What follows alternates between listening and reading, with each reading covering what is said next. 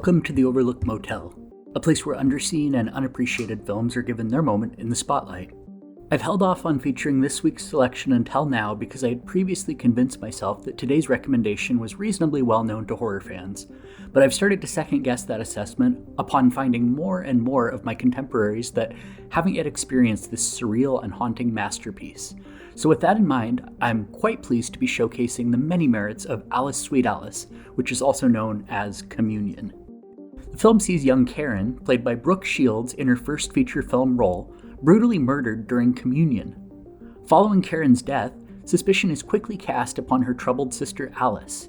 Alice is cruel, spiteful, and misunderstood, but is she a killer? The answer to that question remains a mystery for much of the film's runtime. With uncertainty hanging over their heads, the surviving characters work to make sense of what happened to Karen, only to see more senseless acts of violence perpetrated in the wake of that tragedy. Alice, Sweet Alice is a gritty 70s horror thriller that unfolds much like an American-made giallo. Although co-writer and director Alfred Sohl once told me when I interviewed him for Rue Morgue magazine that he wasn't consciously influenced by the Italian murder mysteries of the 60s and 70s, there are an undeniable number of similarities. The film parallels the giallo genre with a number of red herrings, a surreal storyline, and a hazy and dreamlike score that feels very much like it could have been plucked from a tawdry Italian murder mystery from yesteryear. The series of events that unfold within Alice, Sweet Alice are steeped in paranoia. There are numerous unanswered questions in the wake of Karen's death, and that leads to her father taking on the role of amateur detective. That piece serves as yet another nod to giallo filmmaking. Countless Italian murder mysteries from the 60s and 70s featured a lead character looking to prove his or her innocence or the innocence of a loved one. Sohl was a magnificent talent who started as a director but eventually segued into production design, dressing the sets for beloved efforts like the Halloween Town series.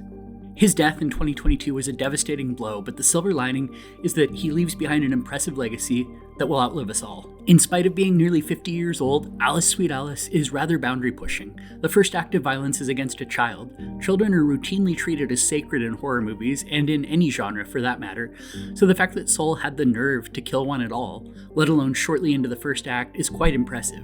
As if not content to merely murder a child, Sohl depicts the act of violence against the backdrop of Holy Communion.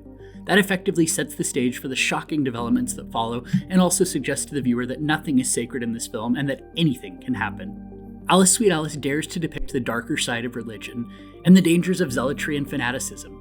Sohl had a disdain for the Catholic Church, and that much is clearly evidenced in this film, which functions as something of a scathing indictment of Catholicism. All in, Sohl was a legendary talent, and Alice, Sweet Alice is his masterpiece. The film functions as a twisty and gritty mystery that is likely to keep the uninducted viewer guessing up until the point at which all is revealed. The film is available to stream for free with ads via Redbox as of the publication of this post. However, if you enjoy the flick as much as I do, I would suggest picking up the Pictures Arrow video release, which boasts a glorious transfer and a bevy of extras. That's all for this installment of the Overlooked Motel. If you'd like to chat more about underseen and underrated films, feel free to hit me up with your thoughts on Twitter @FunWithHorror.